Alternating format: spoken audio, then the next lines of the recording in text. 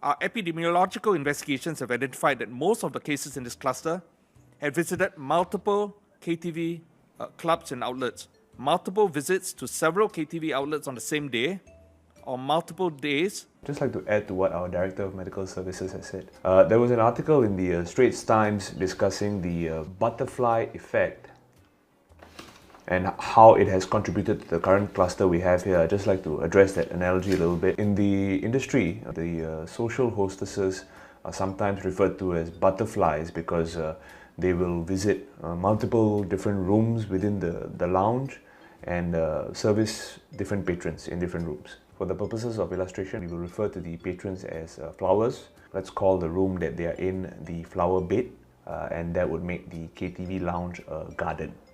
So essentially what happens is that the butterflies will go to one of the flower beds and visit some of the flowers there. Some of the flowers will request to have their nectar sucked, and that doesn't always happen because the nectar is not very sweet, to be honest. And then the butterfly will proceed to move to different flower beds where the cross-pollination might occur, and that's where we run the risk of the spread that we are seeing.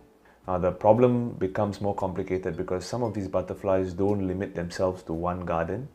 Some of these butterflies will visit multiple different gardens, either within the same night or over a period of a few days. The flowers are no less, and sometimes they will visit multiple different gardens, thus again contributing to the exponential spread. What you can say is that the butterflies, the flowers and the gardeners, they have all come together to royally screw up our entire ecosystem, and that is very disappointing.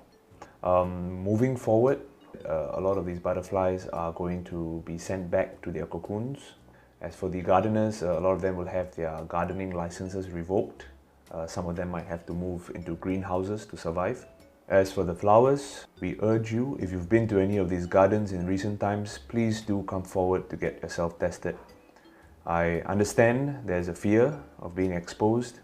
I understand you are afraid that your partners may chop off your stem or rip out your fruits if they find out that you've been to these gardens. But for the greater good of the entire ecosystem, please come forward and get tested. Yikang, anything to add?